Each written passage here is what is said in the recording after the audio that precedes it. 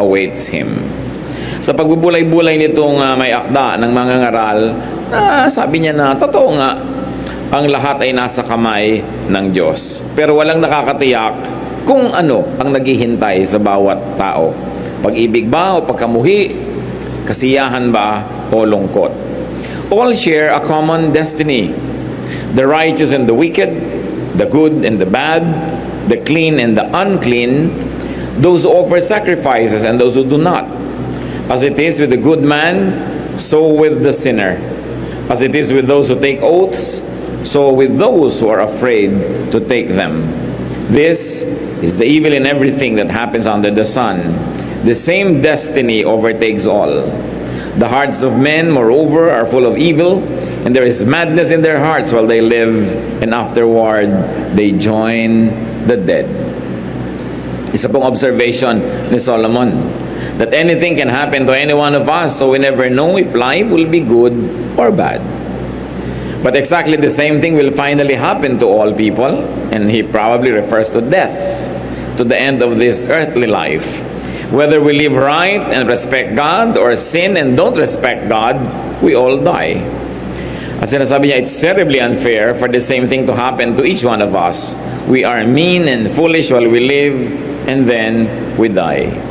So Solomon takes note that God has power over everyone, that the wise and the righteous are not exempt from God's dealings, from life's troubles and harshness, or from the same randomness of good luck and bad luck. Dito po napakalinaw ng pagtuturo ni Solomon tungkol sa mga pangyayari. Paano mo nga naman ipapaliwanag na hindi naman lahat ng mabuti ay mabuti ang nangyayari sa kanila agad-agad? Hindi naman lahat ng masama, parang napapahamak din agad-agad. Sabi niya, may mga bagay na hindi natin maintindihan. At ang tawag nga dyan doon, meron daw dinarat na ng malas at may dinarat na ng swerte. Kung bakit allergic ang maraming conservative Christians tungkol sa katotohanan na yan, pero ang totoo, nangyayari naman talaga. Kung bakit lang sobrang iba ang pakahulugan natin doon sa sovereignty of God, kaya sinasabi natin walang minamalas. Pero sinasabi ni Solomon, hindi lahat ng mga marunong tumakbo at mabilis na nanalo sa takbuhan.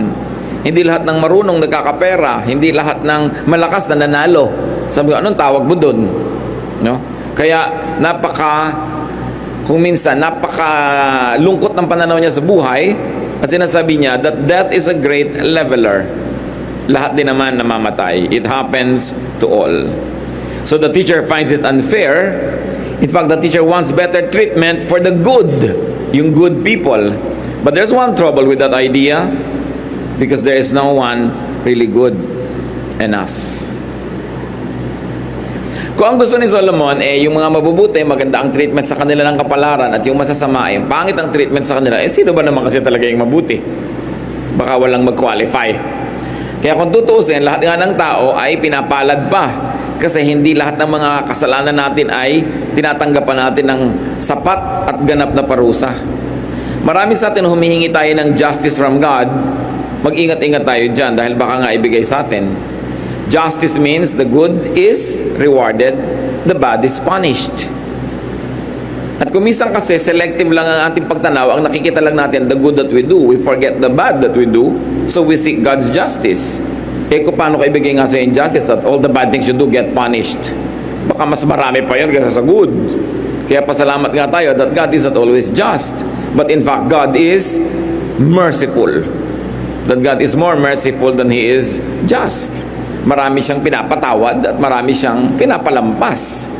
At napakabuti niya kahit kuminsan ay hindi naman tayo mabuti. Ecclesiastes 9:4-6. Anyone who is among the living has hope. Even a live dog is better off than a dead lion. For the living know that they will die, but the dead know nothing. They have no further reward, and even the memory of them is forgotten. Their love, their hate, and their jealousy have long since vanished. Never again will they have a part in anything that happens under the sun. This is not a bleak look at death. Ang tinitingnan dito ni Solomon, yung physical, earthly death. At sinasabi niya, kung nabubuhay ka pa, may pag-asa ka pa. Kaya mas mabuti pa kung aso ka na buhay kaysa leon ka naman na patay. Sabi niya. Yung buhay, at least alam pa niya na mamamatay siya. Pero yung patay, sabi niya ganun, wala na yung consciousness na nangyayari dito sa earth. Siyempre, nag-iba na yung consciousness mo. That in a twinkling of an eye, you're changed. You go back to your spiritual form. You get detached from your body. Kaya parang damit na hinubad mo lang yung katawan mo pag namatay ka, hindi na ikaw yon, yung naiba ka na. Kaya sinasabi ni Solomon, kaya pag namatay ka na, wala ka ng consciousness tungkol dito sa lupa. Hindi ka na nakikialam tungkol dito, iba na ang iyong pinapahalagahan. Ang mga pag-ibig mo daw, ang mga panibugho, ang mga passions mo, wala na. Hindi ka na muling makakasangkot sa mga nangyayari dito sa lupa. So what's the teacher's take on life and death? That life offers hope and chances. Basta buhay ang tao, may pag-asa. Kaya sabi, kahit aso ka, basta buhay, mabuti pa kaysa leon ka na patay. Life is better than death, no matter how great the going and the death is. Kaya ang ginawa niya pong talinghaga at metaphor, live dog and dead lion. If we're going to extend that application, that the least person alive is better off than the greatest person but is dead. Habang ang tao may buhay, meron siyang pag-asa, meron siyang pagkakataong maging dakila pa, mag-improve pa ang kanyang situation. Kaya yung buhay lang kuminsan, kahit pa nga para kang nakaligtas sa sunog na wala kang dala kahit ano, pero yung buhay ka, dala-dala mo yung buhay mo, napakalaki na yon na dapat ipagpasalamat. At napalaking bagay para ipagdiwang. This thought of Solomon challenges and deconstructs the common notion that great death and heroism is glorious. Sabi niya, lion ka nga, dead ka naman. Di ba buti pa na lang na dog ka na lang na alive. Sa culture po ng Israel, yung dog ay mababang uri ng hayop yon. Hindi katulad ngayon na pet mo yung dog, mahal na mahal mo yung dog. Sa kanila, pag sabing dog, mababang uri. Kaya sabi niya, mabuti na yung pinakamababang uri ka, buhay ka naman. Kaysa ang taas-taas pero patay. Ano ang minumungkahi niya dito? Therefore, stay alive. The primary duty of life is to continue living, to stay alive. Sino kaya at ano ang konteksto ng mga sinasabi dito ni Solomon? Kasi kadalasan, mga kapatid, tayo ay kinokondisyon to think that it is glorious to give our life to causes. Bakit binibigyan ng mga medalya yung mga heroes? Para marami pa uling mamatay para sa isang act of heroism, pampa-encourage. Bakit binibigyan ng mga award, mga pagkilala yung mga naulila para mas gumaan ang dibdib nila sa pagbibigay ng mahal nila sa buhay at iniala yung buhay ng mahal nila para sa isang cause.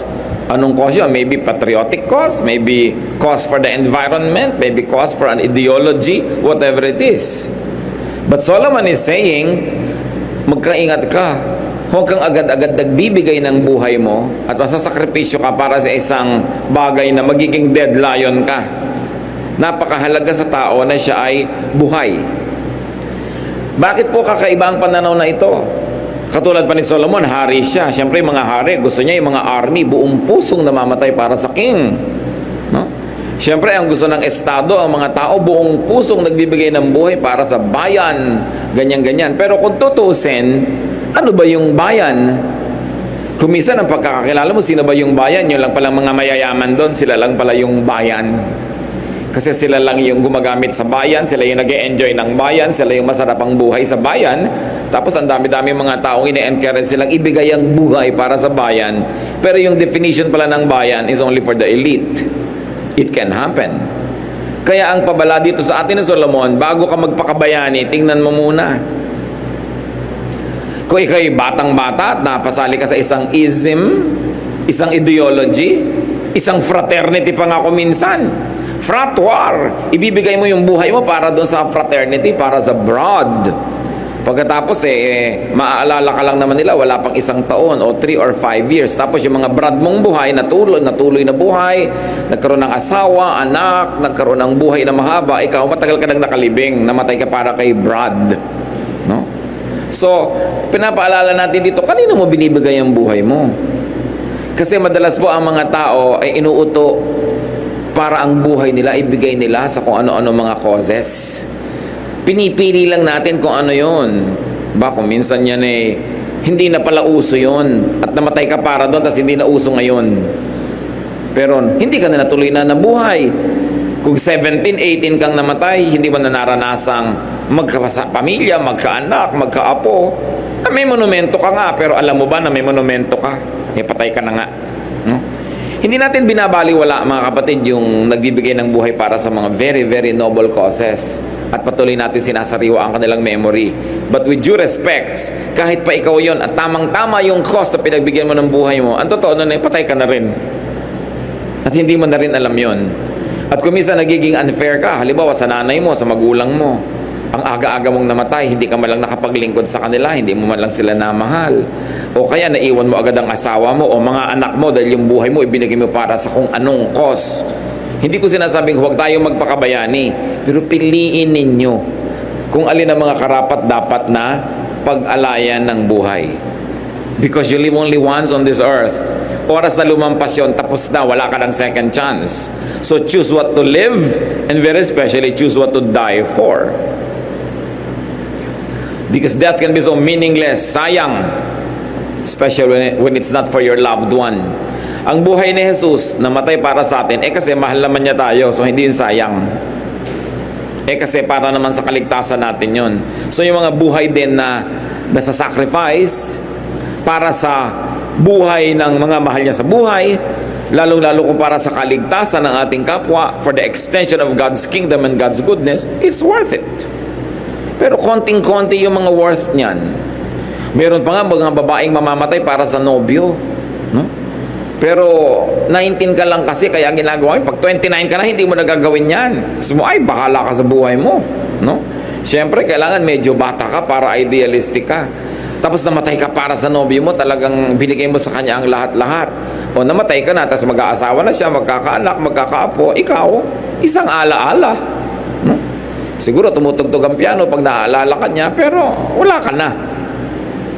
Bagamat kung napunta ka sa Panginoon, may ibang buhay ka na doon, pero wala ka na rin dito. Hindi mo na nalasap ang dapat lasapin.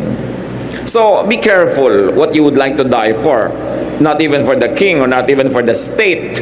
It depends on the state. Anong klaseng state?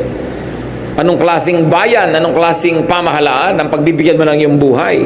Habang nagbibigay ka ng buhay mo, nagpapasasa pala yung iba sa dugo na isinasakripisyo mo. Kaya ang itinuturo ni Solomon dito, hindi sa huwag pahalagahan yung mga ganyang bagay, kundi ang buhay napakahalaga. Dapat hindi ka madaya, hindi ka malugi, at hindi ka madaan sa propaganda o pambobola ng mga makapangyarihan na gusto ka lang gamitin para sa kanilang kapakanan. In other words, don't be a needless hero. Don't die a meaningless death.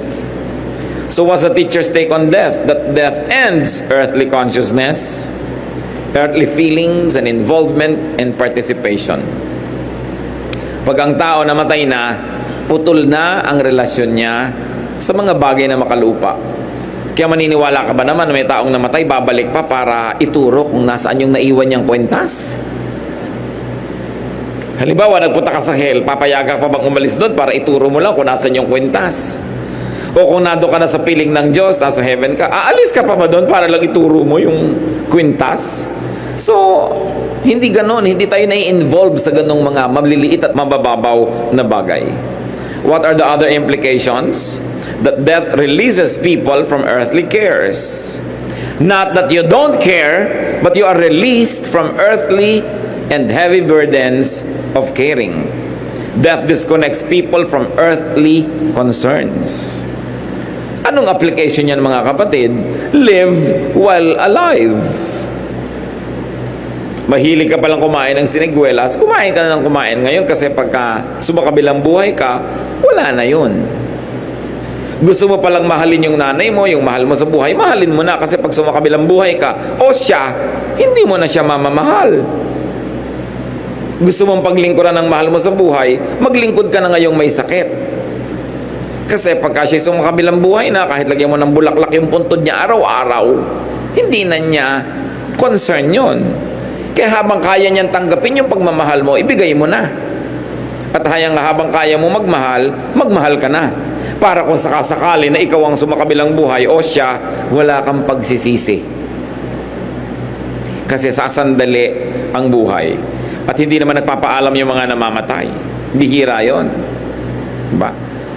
Minsan biglang-bigla ka, akala mo magtatagal pa. Gagawan mo pa sana ng paraan, ipagpaparty mo pa sana yung nanay mo. Pero umurong na ng umurong dahil ngayong taon tinamad ka o next year, umurong na, namatay na bigla. Hindi mo na maipag-party. Kaya sabi nga, kung may mamahalin tayo, may gagawin, gawin na. Dahil pag naputol na ang buhay dito, may ibang buhay na pagkakaabalahan yung tao, yung espiritu niya. Kaya dito na tayo magmahalan. But the nice thing about it, brothers and sisters, is that death releases people from earthly troubles.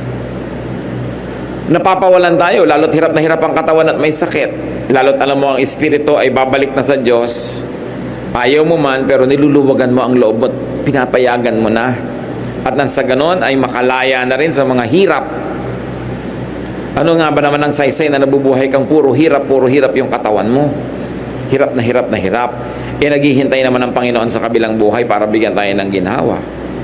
Kaya meron na namang isang application yan. Habang kaya ng katawan mo na mag-enjoy ka. Sa paraang hindi ka nagkakasala, nagkakamali o gumagawa ng mali sa kapwa at sa Diyos, pero enjoyin mo na.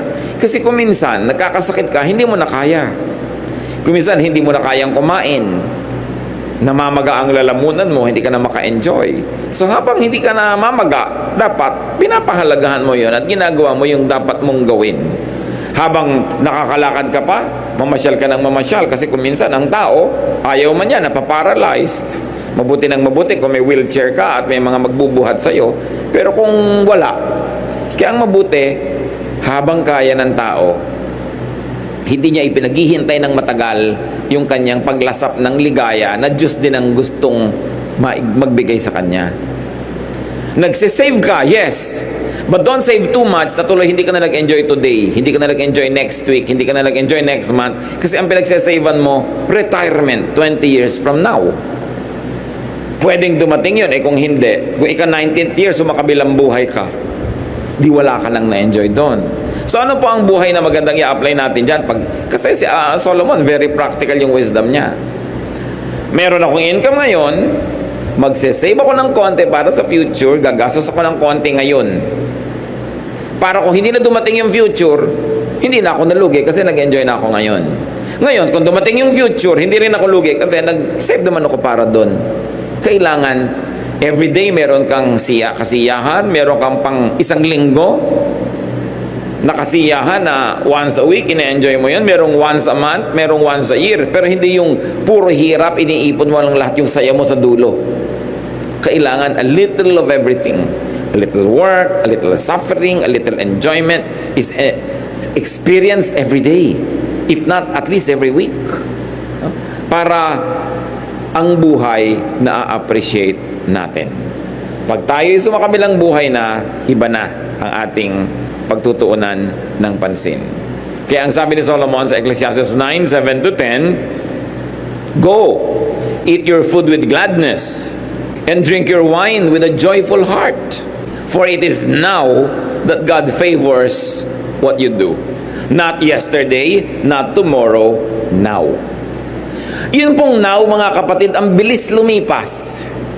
Maya-maya lang, tapos na tong now na to. Promise. Sandali lang yun, tapos na. Naranasan nyo ba na meron kayong party pinaghahandaan, mga 2 buwan, 3 buwan yung hinahanda, tapos yung party na tapos na agad. Halos hindi nyo naramdaman. Tapos bukas, hanggang sa dulo na yan, puro na lang past tension. Tapos na. So, anong lesson? Habang nangyayari yung event, mag-slow motion kayo ng panahon and enjoy it. Enjoy it. Katulad halimbawa ng mga babaeng ikakasal. Ang gusto siyempre, mahaba ang lakad. Yung iba, Pastor, gusto ko pong mahabang lakad. Magsimula ka na sa Vito Cruz. Ang haba talaga nun, kung gusto mo. O gusto mo, tugtog cha-cha para may atras. Ang tagal mo. Kasi pag dumating ka na dito sa dulo, tapos na. Diba? So, tagalan mo na. Iba naman ang pagmamadali kasi ninenervyos. Savor the moment. Magbabakasyon kayo, enjoy it. Huwag kang masyadong lagi nag-aapura, nagmamadali. Sobrang nagra-rush, kasi mamaya tapos na, nakauwi ka na, tapos na yung bakasyon, wala na. Nagkukwentuhan, halimbawa kayo mag-asawa sa kama na ang sarap ng kwentuhan nyo, bigla, ay teka, maglalaba pa ako. Hayaan nyo na, wag na kayo maglaba. Diba? Yung, hayaan nyo na, isuot nyo na lang uli kung gusto nyo. Pero, kailan pa babalik yung ang ganda ng kwentuhan nyo? Hindi mo lang pwedeng, teka lang ha, maglalaba lang ko, pagbalik mo, o ituloy natin. Wala na yung spirit ng kwentuhan. Tapos na. Kumakain kayo, ang sarap ng kain nyo, huwag kayong magkapura. Kung hindi naman life and death yung nakataya, ay, hayaan mo na, malate ako ng konti, o mag-cancel ako ng activity kung kaya ko, kasi bihirang nagkakainan tayo na masaya.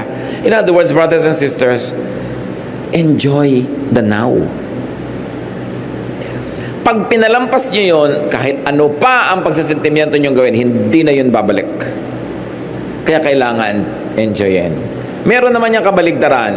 Halimbawa, hindi enjoyable yung moment, nabalian ka ng paa, nakasemento ka sa ospital, 2 buwan ka doon, ang sabihin mo, lalampas din to. Kasi lalampas din. Magiging past tense din yun. Ang mahalaga lang, lampasan mo yung hirap, at pagdating ng bukas, gising ka pa at buhay ka pa. Kaya masarap din na lumilipas ang panahon eh. Kasi ibig sabihin, walang pagdurusang permanent. At yun namang pag-enjoy, bagamat hindi permanent, pwede mong lasapin.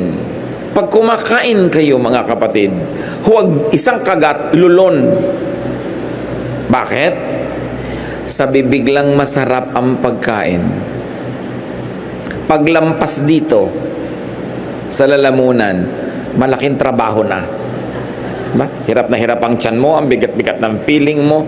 Trabaho na yan, ang sarap habang nandun siya sa dila kasi nandun ang taste buds.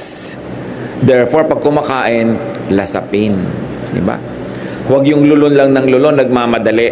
Biruin nyo, magmamadali kayo. Dahil sa breakfast, wala na kayong oras. Eh ano ba nung gumising kayo ng 30 minutes earlier than usual? Then you can sit down and relax and enjoy it. Kesa kumain lang kayo para mabusog. Masyadong mababa yun, panghayop. Yung kumakain lang para mabusog. Kasi ang tao dapat kumakain para masiyahan. Kaya ang tao kung ano-ano na-invento, niluluto yung pagkain, inilalaga, ipiniprito, pinapalamig, may pinapalutong, may pinapainit, para masarap. Why? Because God likes you to enjoy. Bakit alam nyo na gusto kayong mag-enjoy ng Diyos? Nilagyan kayong taste buds. Pwede namang wala eh. Lulunin mo na lang at nang buhay ka. Pero ang bait-bait ng Diyos, He placed nerve endings in the most correct parts of our body to enjoy everything. God wants you to enjoy. Kung minsan ang pagtingin natin sa religion, para ang gusto lang ng Diyos, penitensya, luha, pagdurusa, hindi yun totoo. Hinihingi lang yun kung yun ang kailangan para ma-purify ang ating spirit. Pero kung hindi, God wants you to have fun. God wants you to enjoy. So ulitin natin ang sabi ni Solomon, go, eat your food with gladness. With gladness, ha? Huwag niyong pinipintasan ang pagkain pagkaharap niyo. Bigayan ng Diyos eh. Hindi, ang tabang, ang alat. Di ba? Kung may kaharap ka bang tao na hindi mo gusto itsura, sasabihin mo, hindi mo pinipintasan dahil kaharap mo, yung pagkain. Kaharap mo yan. Bigayan ng Diyos. So, dapat may etiquette ang pagkain. So, eat your food with gladness and drink your wine with a joyful heart. For it is now that God favors what you do. Always be clothed in white. Baka naman bukas, nakaputi kayo lahat. Kasi white, sa Israel ang init-init kasi desert. So yung white, yung linen na white, ang sarap sa katawan. So ang ibig sabihin lang niya, kung ano yung masarap sa katawan mo, yun ang isuot mo. Hindi yung ang girdle mo talagang hindi ka na makahinga para ka lang magkabewang. Ano mo ba yung bewang? Di ba? Baka hawakan lang yan ng mga dumadaan. Ngayon, kailangan komportable ka. Yung nakasapatos ka, galit na galit yung muscle mong ganyan eh, nangangunyapit ka na dahil natutumba-tumba ka na. Bakit mo papahirapan ang sarili mo? Sabi ko noon, always be clothed in white, meaning be comfortable. No? And always anoint your head with oil. Ngayon, sa atin, mahirap yan nag-anoint ng oil, mainit sa atin eh, malagkit. So, iba yon. Ibig sabihin siguro, magbimpo ka ng mukha, mag-refresh ka. Ang gusto lang dito ng Solomon, gumana yung pakiramdam. Kailangan masarap ang pakiramdam mo. At sabi niya sa verse 9, enjoy life with your wife, whom you love, all the days of this meaningless life that God has given you under the sun. Remember enjoy life with your wife, hindi wife ng iba. Your wife. Sabi niya ganon, for this is your lot in life and in your toilsome labor under the sun. Whatever your hand finds to do, do it with all your might. For in the grave where you are going, there is neither working, nor planning, nor knowledge, nor wisdom. Sabi niya, ano man ang ginagawa mo, enjoyan mo. Hindi yung kakainis, laba ko ng laba. Yung, igagawin mo rin. Hindi ka pa nag-enjoy. Kung yung mga bula, hinihipan-hipan, nag-enjoy ka. Lalo't hindi ka enjoy, turuan mo ang sarili mo kung wala ka namang choice. Dapat mo rin namang gawin, di ba? Ba't ka magre-reklamo? Hanapan mo ng saya para aalis ka doon enriched by the experience and you enjoyed it. Kasi ang buhay nga, kahit naglalaba ka, namamalansya, nakalambiting ka sa bus, hindi na rin babalik yung moment na yun Total, nakalambiting ka na, magbaras-baras ka na. Baka ma-develop pa yung mga bicep mo. So, kesa nagre-reklamo ka sa buhay. Marami tayong hindi pwedeng baguhin, mga kapatid. Pero pwede niyong baguhin ang attitude. Pag binago mo yung attitude mo, what used to be torture can now become enjoyable. And it can become an enjoyment. Kaya sabi niya, dress up, comb your hair, look your best. Life is short. Ganun. So better, enjoy it. At itong dapat mong gawin. Pag may ginagawa ka, do your best. Ang trabaho ba, alam niyo ba mga kapatid, is an act of worship. Work is an act of worship. Akala niyo yung worship, yung hallelujah, hallelujah lang, yung mga pa taas-taas ng kamay, pakanta-kanta. Well, that is worship. But when you work, you also worship. Because God is the author of work. So pag may tumingin sa trabaho mo, ang ganda naman ang trabaho, nawo-worship ang Diyos kasi Diyos ang Diyos ng kagandahan. Hindi yung, sino bang gumawa nito? May tiniklop kang damit, parang tinapakan. Sino nagtiklop nito? Hindi mo napupurihan ng Diyos noon. Sino nagluto nito? Walang kakwenta-kwenta. Ngayon, kung mag-uulam ka lang, tuyo at kamatis, sa katambak lang doon, wala namang kalatoy-latoy. Kung may formation siya ng konti, yung kamatis mo, hiwa-hiwang parang bulaklak, sumasaya ang kainan ninyo. You enjoy the moment. Kung hindi kayo nag-enjoy sa buhay, mga kapatid, kasalanan nyo yan. Kasi tayo ang umiimbento kung mapapaganda natin o hindi ang isang bagay. So because people die, according to the teacher, you should be happy. You should enjoy life's elements. You should look good. Enjoy with your partner. And work passionately to enjoy it while still alive. Always make an effort to look good because looking good is a ministry. Because when people look at you, nagagandahan sila, nag-minister ka sa kanila. Because God is God of beauty. So inaayos mo ang sarili mo. Kung pwede mong i-coordinate naman yung kulay mo para magandang tingnan. Hindi naman yung checkered yung pang-itaas, bulaklakan yung shorts mo, tapos stripe yung shoes mo. Para ka nang naglalakad na gubat. Minsan nalalaki ng mga checkered ng damit mo, napagkakamalang ka naglalakad na bintana. Yung ibabagay mo naman sa sarili mo para gumaganda ka lalo. It's a ministry. Ang daming ugliness sa buhay. It's a treat to people when they look at you and they like what they see. Lalong-lalo sa inyong asawa. Diba?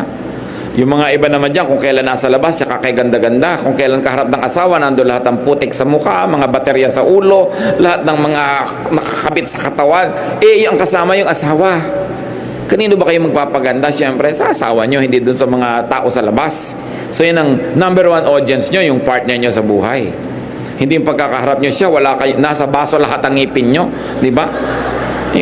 Tapos pagkakaharap ang iba, parang perlas yung mga ngipin ninyong ganyan. You choose your audience and you minister to those that love you the most. It is important to give them our best manners. Napakahalaga na, lalo yung mga mag-asawang matagal na, hindi na halos nagbibihis, hindi na nagpapaganda sa harap ng asawa. Maraming mga husbands, hindi na nagtututbrush bago matulog. Complain siya ng maraming wives, husbands. No? Ang kuko, ang dumi-dumi, ang higa nila, grasa-grasa, lalo kung naglinis ng kotse. Dapat ibinabalik niya yung lagi na para kayong binata at dalaga, para laging exciting ang samahan. Magising ka man ng 2:00 ng umaga at tinignan mo yung katabi mo, hindi ka nagugulat. Lalo tinatamaan ng liwanag ng buwan. Kailangan inspirasyon. This is life. Yung mga may partner sa buhay, gift yan ng Diyos. Yung mga wala, it can also be a giftedness. Pero yung meron, gift yan, enjoy it, hindi tinatoto. Ito na naman to, dumating.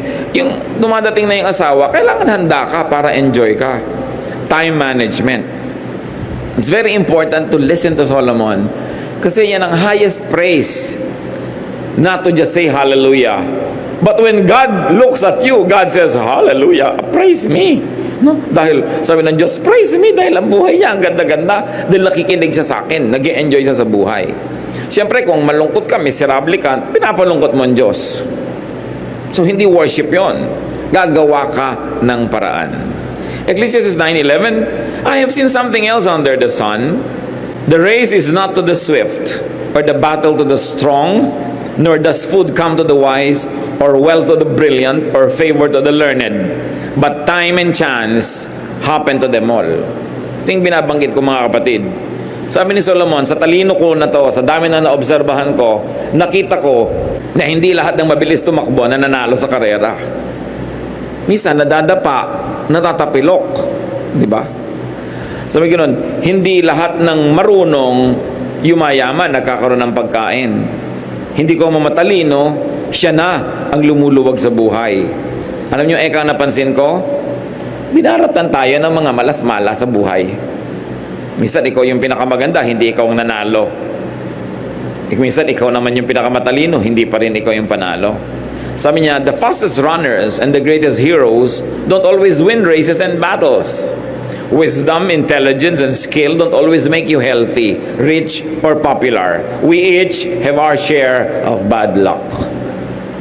So anong logic noon? That logic doesn't work all the time. Kung nagtatanong ka, bakit ganon? Bakit ganon? Sabi ni Solomon, ganon talaga. Hindi laging yung inaasahan mo ang mangyayari. Maraming dapat ang hindi nangyayari. Because good luck, bad luck, randomness, and chance all happen. Nasa ng sovereignty ng Diyos? Nandun. Kasi ayaw din ng Diyos na alam mo na lahat ang mangyayari. Hindi ka na laging aasa, mananalig, lalapit sa Kanya. Pero dahil nga ganun, na kumisan sinikap mo na ang best, hindi pa rin ikaw yung best, always do your best. When you do your best, the best will probably not always happen, but there's one thing sure, the worst won't.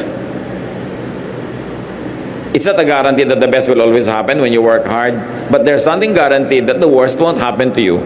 Probably hindi lang best ang nangyari, maybe second best, maybe good, but definitely not the worst when you keep doing your best.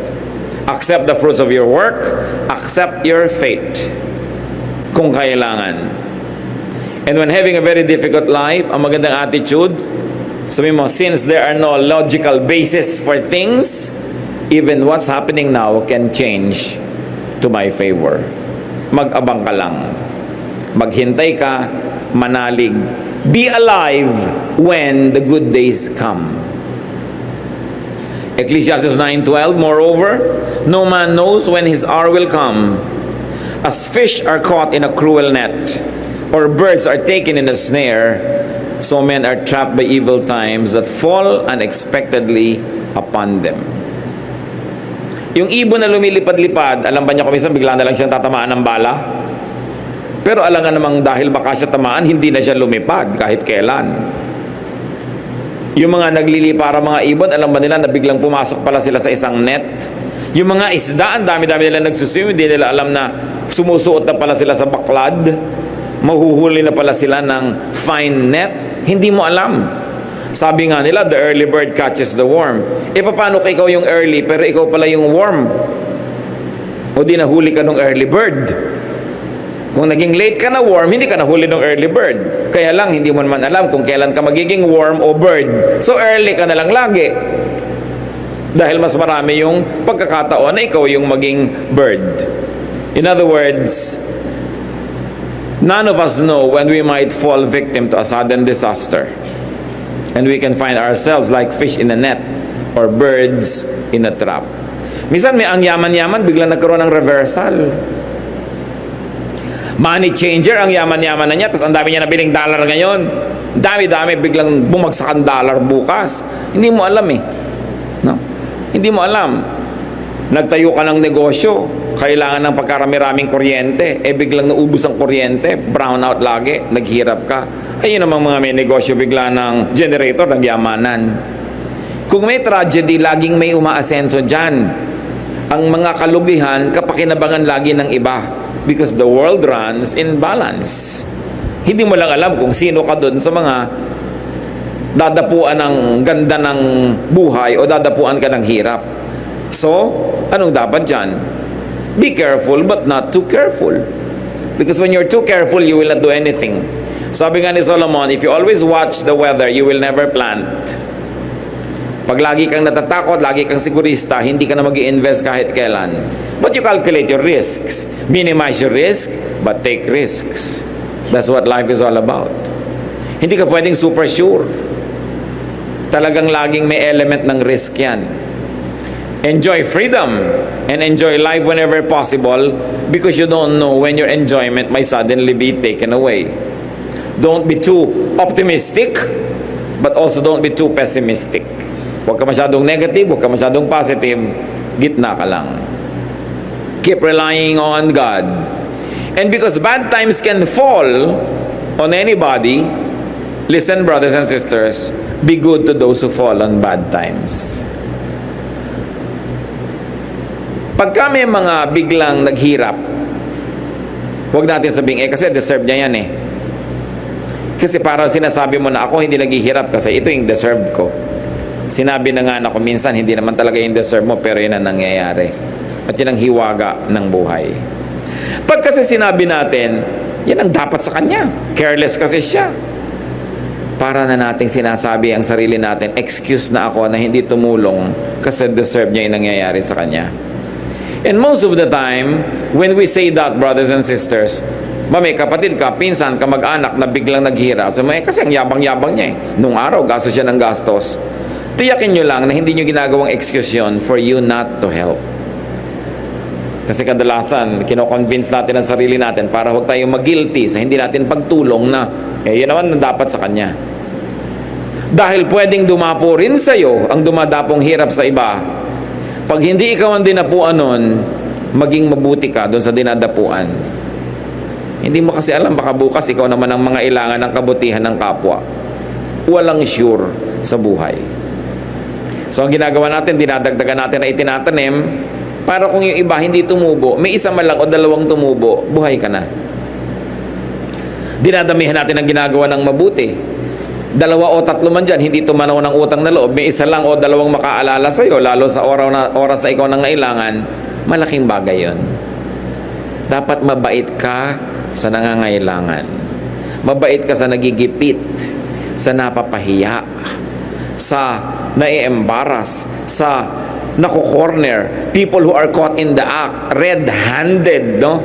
With something very wrong and embarrassing. Try not to look. So that when it happens to you, people will give you the same courtesy. Always give the charity that you might want to receive in case you become the needy one. Don't burn the bridge over which you too must pass. Don't deny others the same kindness that you might need yourself. And remember, always be thankful that you are on the giving end and not on the receiving end. Kung minsan ang hirap niyan ikaw lang ang may kaya sa inyong magkakaibigan, lagi na lang ikaw ang taya. Pero di ba pasalamat ka, kaya ka nga taya, may itinataya ka eh. Minsan sa inyong magkakamag-anak, lagi nila ikaw yung meron kasi ang hirap-hirap nila. Tuwing kakain na lang, ikaw magbabayad. Tuwing may family reunion, ikaw magdadala ng ulam. Pero di ba buti nga, ikaw yung nagdadala kasi may dinadala ka. Kesa ikaw yung aasa-asang ano kaya ang dali ng iba. Tapos, insecure ka. Huwag kayo kahit kailan magre-reklamo that you are givers. You become givers only because you have already become recipients from God's grace. Kaya ka lang naman may ibibigay dahil may tinanggap ka na, nauna na mula sa Diyos, na-advance na. Kaya dapat magpasalamat. At huwag mo kahit kailan sasabing, deserve ko kasi to. Kaya akin lang to. Ang tunay nating deserve punishment dahil lahat naman tayo makasalanan. So kami na-enjoy kang maganda, grasya lang yan ng Diyos, share it with other people. Huwag mong isama ng loob na kumisan, sana ang nasave natin darling, 100,000 na. Pero dahil yung nanay mo hingi ng hingi, tuloy 50 na lang. No? For all you know, kaya ka binigyan ng Diyos ng 100 para yung 50 sa'yo, yung 50 pang charity. Na pag hindi mo pala ibinigay, lahat yung 100 babawiin ng Diyos. Hindi ka nagsisisi na gumagawa ka ng mabuti kahit kailan. Hindi ka man bayaran ng tao, hindi ka man suklian, may Diyos na buhay. Na hindi ka man din bayaran at palitan ng Diyos yung binigay sa'yo, nauna na nga niyang binigay, kaya kami naibigay sa iba eh. Ba't ka pa nagrereklamo? Kaya yung buhay, sarap na unawain. At kung ang mga tao magiging maka-Diyos, lahat magiging mabait. Walang magiging mayabang at makasarili. Verses 13 to 16. I also saw under the sun this example of wisdom that greatly impressed me. There was once a small city with only a few people in it, and a powerful king came against it, surrounded it, and built huge siege works against it. Now there lived in that city a man poor but wise, and he saved the city by his wisdom. But nobody remembered that poor man. So I said, wisdom is better than strength, but the poor man's wisdom is despised, and his words are no longer heeded. Mixed reaction ito. Sabi niya, alam niyo, meron ako alam na kwento at hindi na natin alam yung detail na yon. Hindi natin alam kung ano yung naganap. Pero sabi niya, minsan merong isang syudad na nanganib na masakop ng ibang mga army, pero merong isang magaling, matalinong tao, bagamat mahirap, na dahil sa kanyang ideya or leadership, nailigtas yung city. Pero alam niya, sabi, hindi naman matagal na naalala yung tao kasi mahirap.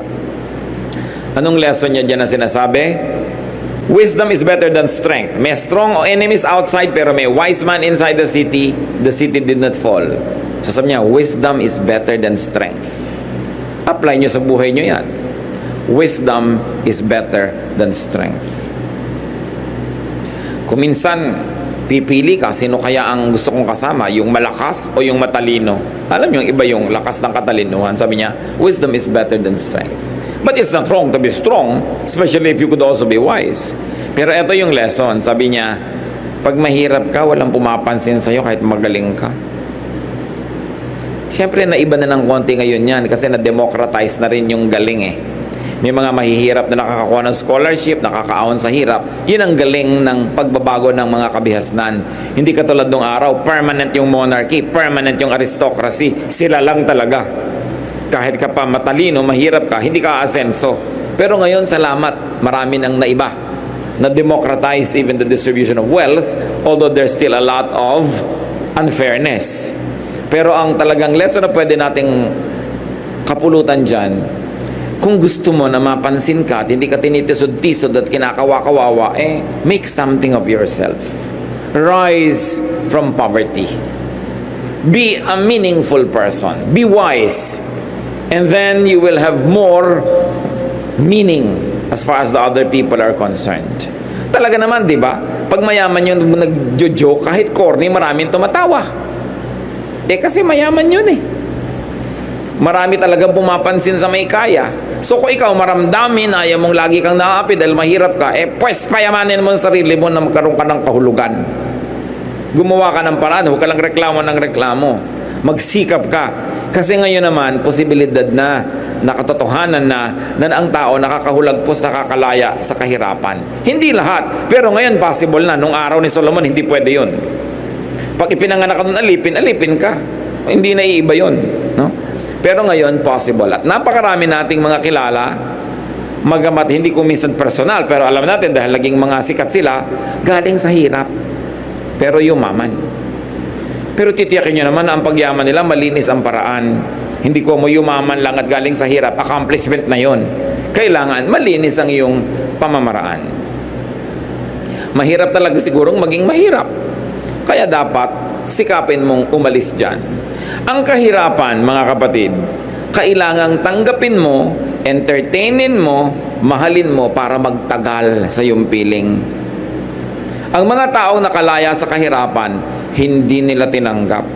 Inayawan nila yung ganung buhay, Gumawa sila ng paraan na makatakas, makalayo sa hirap. Kaya nakakalayo sila. Pero yung mga taong, ay talagang ganyan, wala tayong magagawa, ay wala talagang mangyayari sa buhay nila pag ganun ang attitude. Yang kahirapan, pag hindi mo tinanggap, lalayasan ka rin yan. Pero kailangan gumawa ka ng paraan, nalayasan mo rin siya. Halimbawa, nakatira ka sa estero, nakatira ka sa mga miserableng lugar, at sinabi mong, ayoko na nandito pa ako 5 years from now. Ang laki ng pagkakataong mawawala ka doon. Kasi gagawa ka ng paraan eh. Pero pag sinabi mong, ganyan lang talaga buhay, wala tayong magagawa dyan. Di ba? Sigurado nga abuti ka ng kopong-kopong doon sa lugar na yon. Kasi, tinatanggap mo. Inaapi ka ng tao, tinatanggap mong inaapi-api ka lang, aapihin ka talaga. Pero pag hindi mo tinanggap yon, resent it, I don't accept it, I don't accept that kind of behavior, then you teach yourself, you improve yourself so people will respect you. In no time at all, people will recognize you. So malaki ang ating participation kung nasa ang istasyon tayo ng buhay. Kailangan ayawin mo na naghihirap ka sa buhay. Hate poverty so that you will do something to solve it. Kaya nga mga kapatid, isang malaking godliness to solve poverty. Because there are many people with lots of talents, with lots of potential, wala nangyayari kasi sobrang hirap. At nakakalungkot yung mga taong nabuhay na sa hirap, ipinanganak sa hirap, pamamatay sa hirap. Hindi nila na-realize yung mga potentials, yung mga talents na inilagay sa kanila kasi lagi na lang silang busy surviving. Anong magagawa natin? Lalo kung kayo naman yung hindi mahirap. Do something to help those who are very, very poor. Kung kayo yung mga may-ari ng mga pagawaan, mga pabrika, mga opisina, increase naman. Basta kaya ng kumpanya nyo, yung mga benefits, mga sweldo, send people to school, help people get out of poverty. Ang sarap tulungan ng mga Pilipino. Kasi pag tinutulungan mo Pilipino, ang dami-daming nakikinabang. Minsan merong nagtanong, halimbawa, meron akong ganitong pera, kanino ko ibibigay? Sa Hapon, sa Canadian, bawa sa British o sa Pinoy. Sabi ko, bigay mo sa Pinoy. Theoretical yung usapan na yon. Bakit? Kasi pag binigay mo yun sa Hapon, malamang kanya lang yun. Binigay mo sa British, kanya lang yun. Pag binigay mo sa Pilipino, buong barangay niya may balato. No? Masarap bigyan yung Pilipino, sigurado bibigyan yung nanay niya, yung kapatid niya. Maraming magkakaroon. Kaya masarap na, halimbawa kayo, may empleyado kayo, Pilipino, bigyan nyo na increase yan. Hindi naman sasalohin yan eh, maraming makikinabang. Kaya dapat tayo nagbibigay. And sabi nila, there are only one-fourth of the people of our country are extremely poor. No, yung talagang poor. The other one-fourth poor, pero hindi naman extreme. Then the other one-fourth, kaya naman nila yung sarili nila. Diba? At kaya nilang tumulong ng konti. And then the other higher one-fourth, kayang-kaya nilang tumulong. So, yung mataas na one-fourth at yung pangalawang one-fourth, tumulong lang doon sa bottom one-fourth, masasolve ang poverty problem. Halimbawa, magpaaral ka lang ng isang tao, isang bata. Eh, siyempre, pag natutuyo, nagkatrabaho, umasenso, tutulungan yung magulang niya, yung mga kapatid niya, pag-aaralin din niya. So, ang dami mo natulungan, isang buong pamilya. So, by sending one person to school, you're actually helping solve poverty. No? Dahil sa atin naman, kayamanan natin yung edukasyon, mahilig tayong mamasukan, total, magkakatrabaho ka, so nakakasolve. Yun ang dapat nating pinag-iisip pag binabasa natin itong scripture. Ano ngayon ang kinalaman nito sa aking buhay? Ano kinalaman sa aming lipunan, sa aming bayan? And what's the relationship between wisdom and strength and poverty? According to Solomon, wisdom is better than strength. Intellectual power is better than physical power. So, dinedevelop dapat yan. But poverty negates wisdom. Bihira ang nakikinig sa opinion mo pag sobra kang hirap. So, paasensuhin mo ang sarili mo kung gusto mong napapakinggan ka. The poor, though wise, can be ignored or forgotten. So, godliness should strive to eradicate and minimize poverty. Pag hindi nyo malaman how to operationalize your faith, oh Lord, naniniwala po ako sa inyo, so anong gagawin ko? Help eliminate or minimize poverty. That's a good way to deal with God and to practice your faith. Verses 17 to 18, the quiet words of the wise are more to be heeded than the shouts of a ruler of fools. Wisdom is better than weapons of war. So napakasimple ng sinasabi sa atin, mabuti nang makinig sa mga tahimik na matatalino kaysa sa mga maiingay na hindi naman sila matatalino. At kung kayo matalino, speak your truth quietly. You don't have to shout when what you have to say is meaningful. Do not engage in loud debates. They will not amount to anything good. Ang tunay na matalino, hindi nakikipag-debate. Sayang lang ang energy mo. Kasi yung kausap mo, hindi man willing makinig yun. Ang gusto lang nun, manalo. And then listen to those who are quietly wise than those who are loudly foolish. Marami na naman, salad-salad ng karunungan. Pero marami tayong mapapakinabang sa chapter na ito. Life is seldom logical or fair. So maximize your good moments, minimize the bad moments, get the most out of life while giving the most to it also. Live, enjoy the moment. And it's not ang ina ni Jesus. Si Jesus at ang kanyang mga alagad ay inanyayahan din sa kasalan. Sa introduction pa lamang ay may napakalaking pagpapakilala kay Jesus na dumadalo si Jesus sa mga kasiyahan. Hindi pinag-aalanganan na siya imbitahin at siya naman ay dumarating. Kaya malinaw na malinaw mga kapatid na hindi bawal sa Christian na makihalubilo at makisalamuha sa mga nagsasaya. Hindi bawal sa Christian na makisaya at magsaya. Ito ay napaka-importanting pagpapakilala kay Jesus at sa kanyang katuruan dahil sa pagdating ng panahon, iibahin ito ng mga tao at gagawin nila ang Diyos na killjoy at tatanggalan nila naging mga ng karaniwang kaligayahan ang mga mananampalataya. John 2:3, kinapos ng handang alak, kaya't sinabi ng ina ni Jesus sa kanya, anak, naubusan sila ng alak. Mahalaga ang kasiyahan sa buhay ng mga tao, lalo na mga mahihirap na tao, mga karaniwang tao. Sa panahon ni Jesus, ang mga karaniwang tao ay nakakatikim lang na masarap na pagkain at ng alak kung may handaan.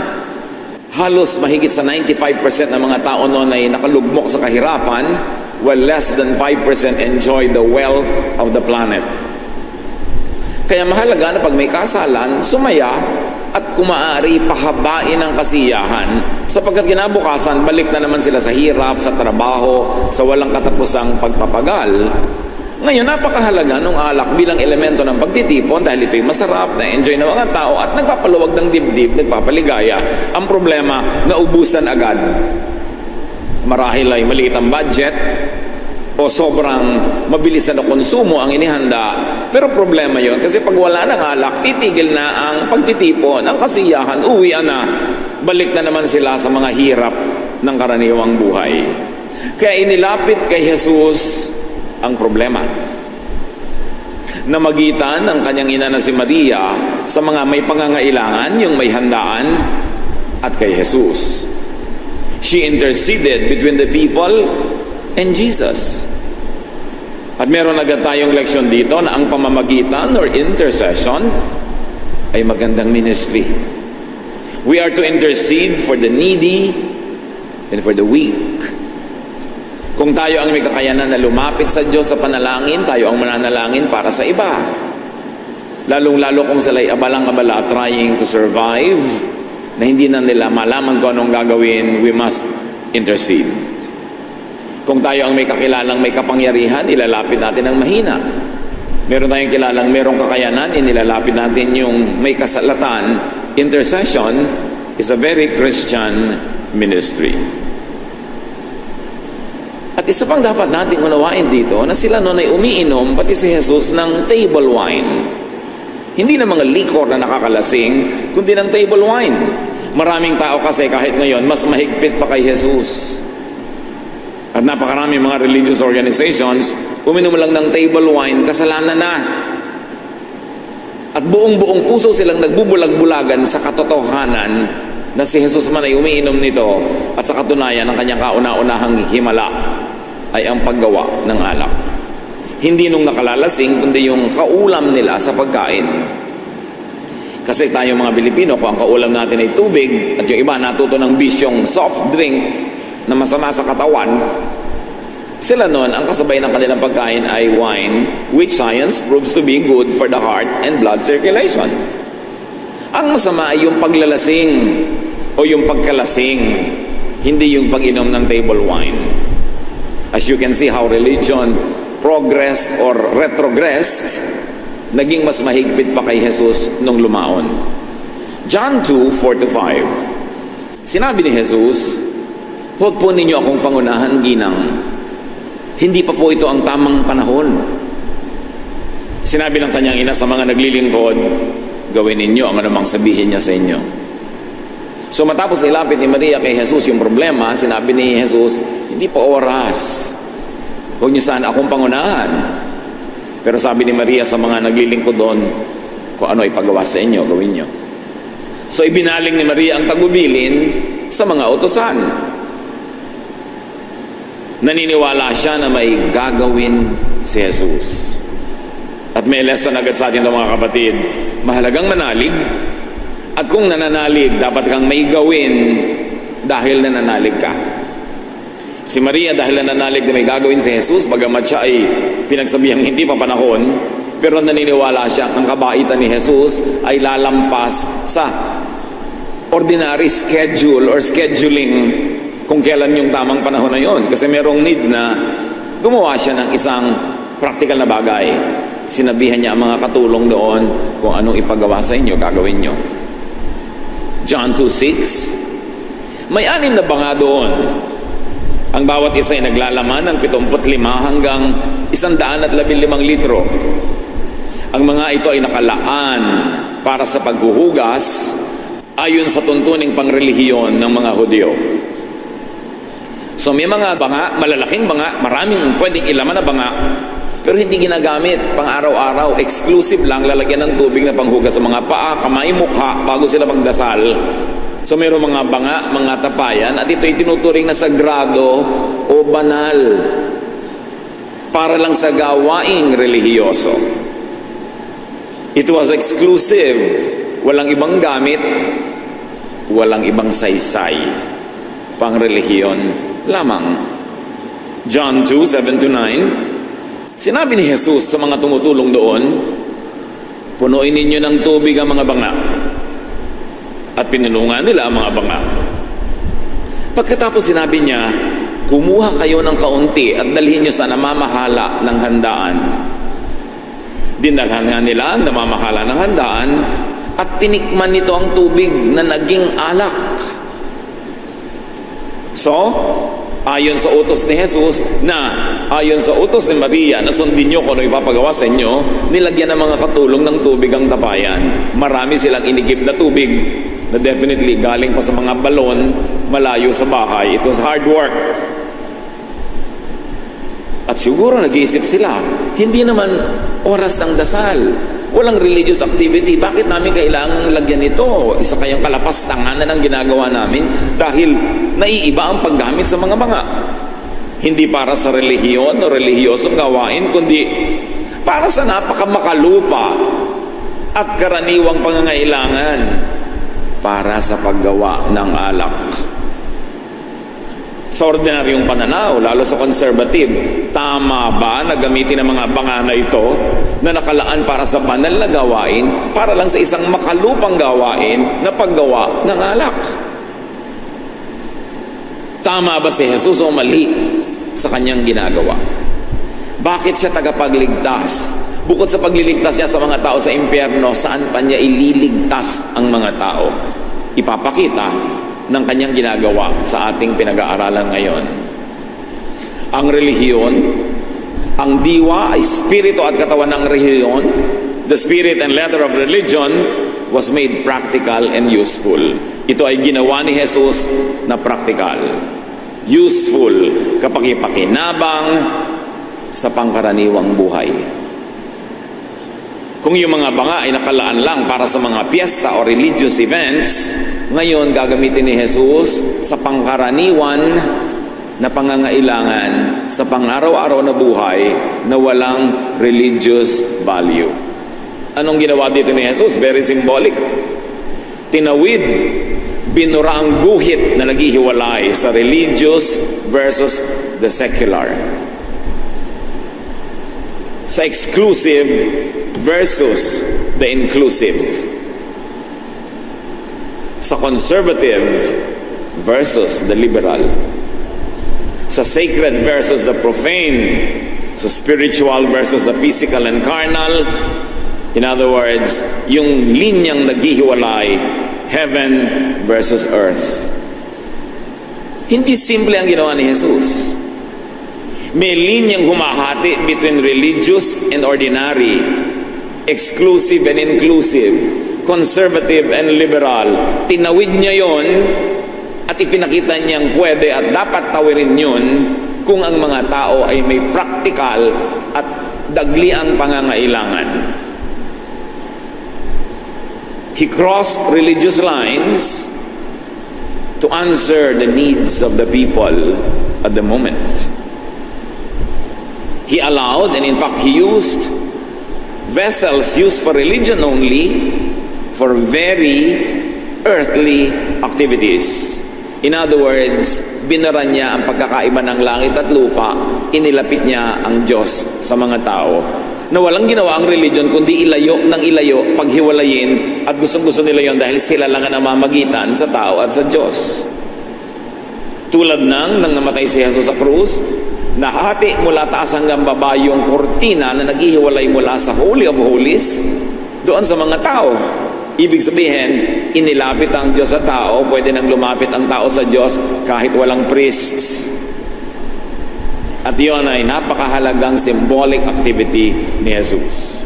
So dinala ang tubig na naging alak sa wedding organizer, doon sa manager of the event. Juan 2:9 hanggang 10, hindi niya alam ng wedding coordinator kung saan ang galing yon, subalit alam ng mga sumalok ng tubig. Kaya tinawag niya ang lalaking kinasal at sinabi, ang masarap na alak ay unang inihahain. Kapag marami nang nainom ang mga tao, saka inihahain ang mababang uri. Ngunit sa huli ninyo inilabas ang masarap na alak. Pati yung sanay sa pamamahala ng mga handaan ay humanga. Sabi niya, karaniwang ginagawa ng mga tao, unang pinapainom, masarap. Kasi yung mga tao, uhaw pa, gutom pa, sabik pa, lasang-lasa pa nila. At pag nalilibang na sila, nagsasaya na sila, marami na silang nainom, tsaka inilalabas yung mababang uri ng alak. Hindi na halata kasi busog na yung mga tao. Pero kakaiba kayo ha. Sa bandang dulo nyo pa inilabas yung pinaka-espesyal. At anong ginasabi nito? Na ang gawa ni Jesus ay pambihira, excellent. And apply this to the religion in Israel at his time. Mababang uri ang naunang pananampalataya. Dumating si Jesus upang ibigay sa kanila ang mataas na kalidad, ang mataas na uri ng pananalig. Dahil kung mataas na dati ang uri, ba't pa darating si Jesus? Kung dati ng excellent yon, ano pang maidadagdag niya kung darating siya? So, ang dating pinagtityagaan ng mga Israelites ay yung mababang uri, pero dumating si Jesus, mas tumaas pa ang uri ng magiging pag-unawa nila sa Diyos at pag-unawa nila sa pagiging maka-Diyos. Kay Jesus, mas gumaganda ang lahat sa paglipas ng panahon. Kahit at lalo yun sa relihiyon ng Israel at sa sangkatauhan. At sa atin man, dapat pag dumating si Jesus sa buhay mo, mas tumaas ang uri ng alak ng buhay mo. Mas lumigaya. Dapat pag nadalaw, napagpala, nahipon ni Jesus, mas sumasarap ang buhay. Mas lumuluwag, mas lumalaya, mas gumiginhawa, bumubuti, at mas bumabait. Hindi yung kabaligtaran. Na pagka sinabi nila na nakilala ko ang Panginoon at ako'y naging Kristiyano, sumisikip ang buhay, nasasakal, at ikaw man nananakal ng kapwa, humihirap kang kasama, nagiging mas istrikto ka pa kay Jesus. Napakaraming dapat ituwid sa ating pagkaunawa kay Jesus. 2,000 taon ng church history, natabunan ng kung ano-anong doktrina, na inimbento ng iba't ibang uri ng mga simbahan. Natabunan si Jesus na wala siya, kaya dapat balikan. At itong unang himala ni Jesus ay hindi unang himala for nothing. John 2:11. Ang nangyari ito sa Cana sa Galilea, ang unang himalang ginawa ni Jesus. Sa pamamagitan nito, inihayag niya ang kanyang kapangyarihan at nanalig sa kanya ang mga alagad. Isipin niyo mga kapatid, ano ang pinaniwalaan ng mga alagad tungkol kay Jesus? Na pwede pala siyang maging wine factory? Yun lang kaya yun? Ganun lang kaya yung kababaw? Anong naunawaan nila tungkol sa kapangyarihan? Hindi lang sa paggawa ng alak, ang babaw naman nun, kundi sa pagpapabuti, pagpapasaya ng buhay ng tao. Naunawaan nila kung ang misyon ni Jesus. Palayain ang mga tao sa mga gapos at pagtatali sa kanilang isip ng overly conservative, exploitative religion. To set them free from a mindset that takes away their happiness, their joy, their pleasures, and their freedoms. Ano ang naunawaan ng mga alagad niya tungkol sa Diyos Ama? Na mabait at mabuti pala ang Diyos. Napapayag pala siya na ang mga tapayan na ito na pangrelihiyon lang ay gamitin para gumawa ng alak para ituloy ang kasiyahan ng mga tao. Na hindi pala nagagalit ang Diyos Ama sa pagsasaya ng mga tao, hindi katulad ng ipinakikilala ng mga religious leaders ng kanilang panahon na ang Diyos ay laging galit, laging nagpaparusa, laging kailangang pakiusapan, suhulan, at bigyan ng kung ano-ano para lang mawala ang galit. Dumating si Jesus para ipakilala kung sino talaga ang Ama dahil hindi tama ang ipinakikilala ng relihiyon tungkol sa Ama. Ang unang himala ni Jesus, ang unang pagpapatunay ng kaluwalhatian ni Jesus ay ang paggawa ng alak. Isipin niyo yon, hindi relihiyoso ang una niyang mirakulo. Pero ito ay praktikal, mabait, excellent. At tingnan ninyo mga kapatid, ginanap sa isang kasiyahan. Ibig sabihin, mahalaga kay Jesus, mahalaga sa Ama sa langit, ang kasiyahan ng tao. At ito'y ginanap sa isang munting baryo, sa Cana, hindi sa Jerusalem, hindi sa temple, hindi sa synagogue or bahay dalanginan. Nilampasan ni Jesus ang priesthood, nilampasan niya ang temple, ang synagogue, at ginawa niya sa isang karaniwang okasyon among mga common people sa isang napakakaraniwang lugar ang kauna-unahang himala ng anak ng Diyos. And that was supposed to be a great statement.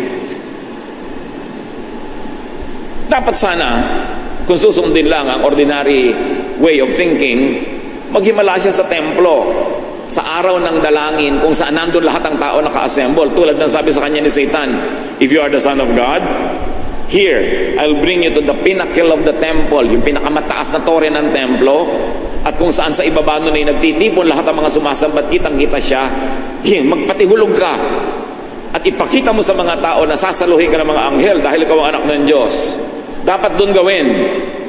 Pero hindi doon ginawa ni Jesus ang kanyang kauna-unahang himala dahil ayaw niyang isangkot ang templo, ayaw niyang templo na naman na magkaroon ng credit para sa gagawin niya, at ang kinina naman ng mga pulis ang karangalan, kaluwalhatian, at ipagpatuloy nila ang pagkontrol sa mga tao. Jesus effectively bypassed the religious system of Israel when he did his first miracle, and that was supposed to be read by all of us as a statement. Meron siyang pinatutunayan at meron siyang naisituro.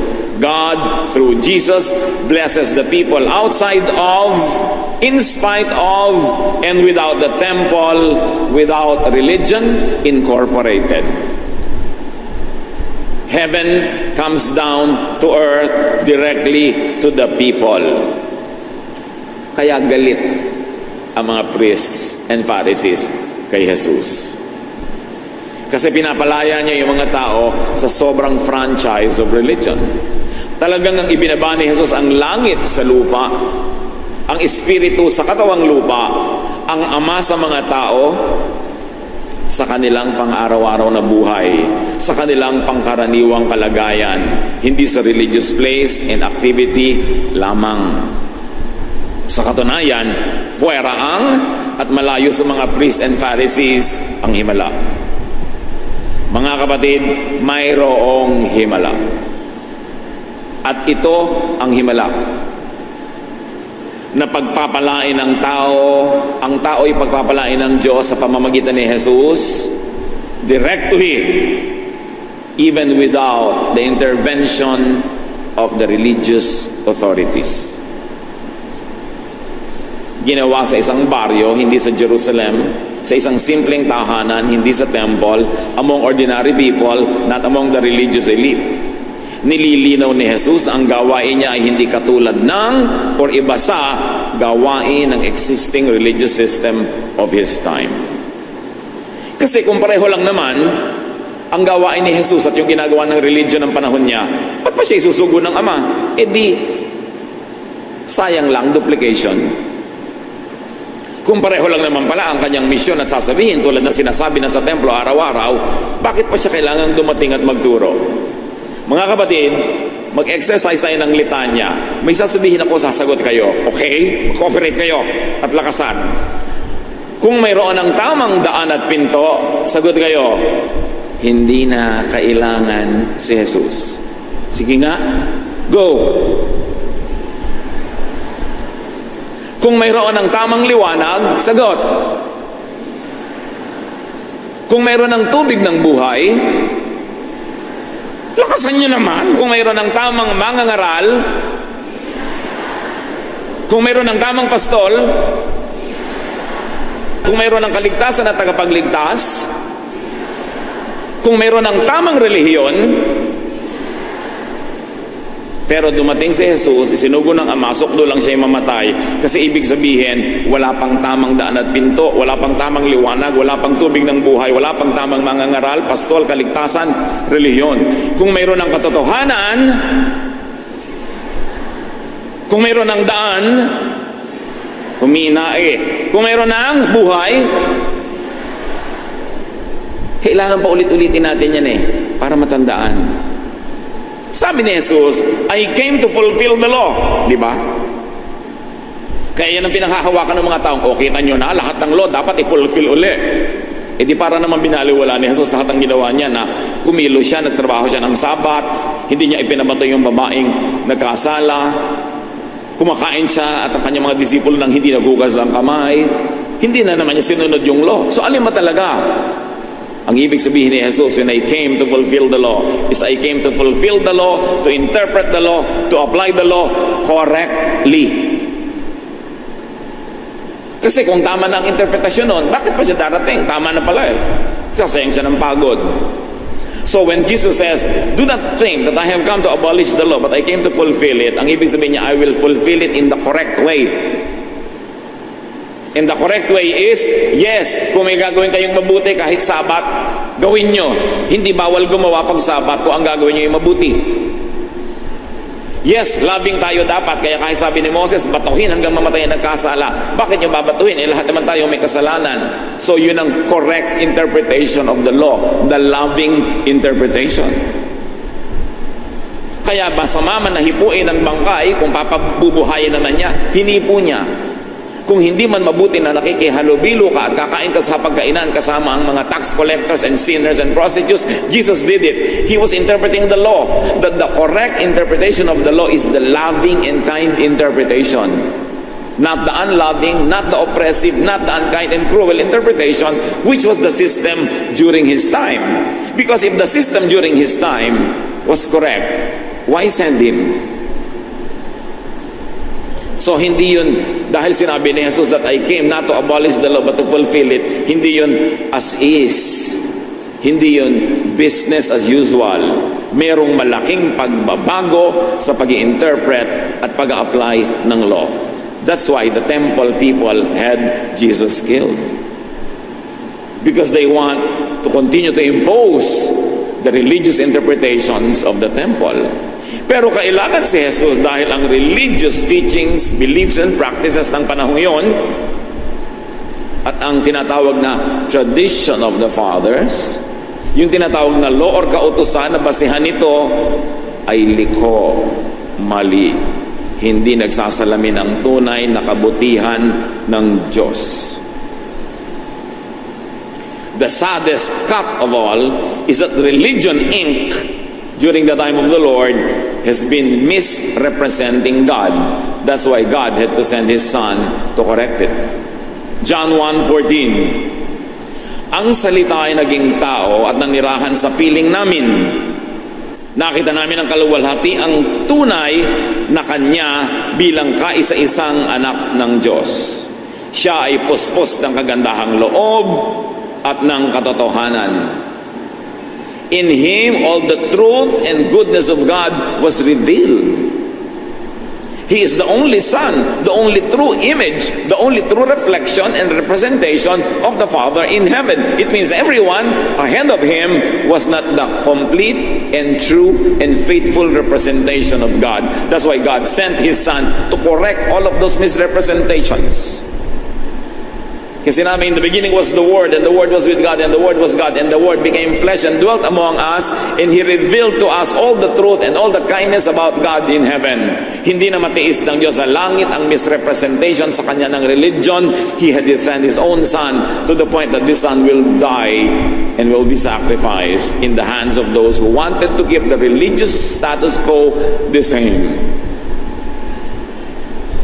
Ang totoo tungkol sa Diyos ay ito, ang Diyos ay mabuti at mabait.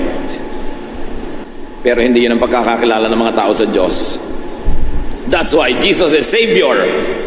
Jesus saves people not only from hell in eternal life, but also from oppressive, exploitative, and twisted religion. Ang pagiging tagapagligtas ni Jesus ay hindi lang para sa kabilang buhay, dito din. Gusto niyang iligtas sa mga tao na lubos na naniniwala sa Diyos, pero inaakay ng mga relihiyoso sa mahirap at maling daan. Siya ay mabuti, hindi tulad ng mga religious leaders, ng traditions of the fathers and the law. Kaya ang buong Galatians, at basahin niyo mabuti ang book of Galatians, sobrang idiniin ito. Dumating si Jesus para kayo palayain mula sa law. Wala ng Jew, wala ng Gentile, wala ng woman or man, wala ng slave or free. Lahat ay pantay-pantay kay Jesus. Lahat ay makakalapit sa Diyos sa pamamagitan ni Jesus. Hindi nyo kailangan ng kung ano-anong magic, kung ano-anong mga formula. Believe in the Lord Jesus Christ, and that belief will turn you into children of God. Hindi nyo kailangan sumali sa kahit anong relihiyon. Hindi kayo kailangan maging Jew o anumang lahi. Hindi kayo kailangan maging babae o lalaki o anuman. Kayo as you are, believe in Jesus, and that belief will make you a child of God. Katulad ng ang kurtina sa templo ay hinati. Dati high priest lang ang nakakapasok. Ngayon lahat na. Nung si Jesus ay nilapitan ng kanyang mga disipulo, teach us how to pray. Sabi niya, pray this, Our Father. Ibig sabihin, ginawa ni Jesus na ama ng lahat ang Diyos. Close ang relationship. Malapit. Yun ang tunay na imahe ng Ama sa Langit na ipinakilala ni Jesus. Katulad ng litanyang pinaulit-ulit ko sa inyo, bakit pa siya kailangan dumating kung tama na pala? Nakakapagbigay buhay na pala yung pananalig doon. Bakit pa siya kailangan dumating? Bakit pa siya kailangan maging light of the world? The way, the truth, and the life. Kailangan siya dahil baluktot, mali ang sistema noon. At ang nakakalungkot, pagkawala ni Jesus sa lupa, inside the Christian church, nagkaroon na naman mga attempt of re-Judaization. Ipairal muli sa mga Kristiyanong pinalaya na ni Jesus ang mga kautusan na naman ng templo. Ang mga kautusan na naman ng mga Jewish faiths. Kaya si Paul galit na galit. Kaya basahin niyo mabuti ang Galatians, kasi kahit buhay pa si Paul, may mga pagtatangka na yung mga Jewish Christians na gawing Jewish na naman ang Christianity. Pinalaya na nga sila doon. Gusto na naman silang ibalik nung iba. Sinimulan ni Jesus na gawin ang fulfillment of all the law, ang pagbaba ng kaharian ng Diyos, ang kingdom of God. Ginawa niya ang lahat ng ito, sinimulan sa isang kasalan na hindi pinagpapapansin ng mga tao, hindi pinagtututuro. Akala lang, ang tunay na kwento, si Jesus ay makapangyarihan, kaya niyang gumawa ng alak. Hindi gawin na lang natin siyang alak factory. Kung yun lang pala ang lesson ng kwento na yun. Ginawa yun upang ipaliwanag ang lahat ng ating pinag-usapan na ang Diyos ay available to all, ang Diyos ay mabait. Gusto ng Diyos ang mga tao nagkakaroon ng kasiyahan, kapahingahan sa kanilang mga kapaguran. Mabuti ang layunin ng Diyos sa mga tao at ito ang gusto ni Jesus ay pabatid sa atin. Yan ang unang himala. Sa palagay nyo, pipiliin ng langit ay na maging unang himala kung tungkol lang yan sa paggawa ng alak. In other words, yung ordinaryong buhay, parang ordinaryong tubig, with Jesus, nagiging excellent wine. Dapat gano'n na maging buhay ng Kristiyano. Hindi yung humirap palalo, sumikip palalo, dumilam ang isip, na-oppress ka palalo dahil naging Christian ka. We don't have the license to do wrong, but we have all the freedom to do right and to pursue happiness and even pleasures. This should not be demonized because this was all personified and exemplified in the first miracle of Jesus. Mahalaga. Nananalig ang mga alagad. Anong pinanaligan nila? Kung ano ang totoo tungkol sa Diyos Ama na ipinapakilala ni Jesus. Mga kapatid, dapat natin muling kilalanin ang Ama sa pamamagitan ni Jesus. Hindi sa pamamagitan ng pagpapakilala ng kung sino-sino at kung ano-ano mga doktrina. Know the Gospels by heart. And then add the book of Galatians and the book of Romans, and you will understand God's will for us, that we be freed from needless and oppressive religion, that we can bring our case directly to God, that Mary brought the case of this need to Jesus, and though it was not yet in the original plan according to Jesus, Jesus bent and accommodated, because Jesus, representing the Father, is kind and good and people-oriented.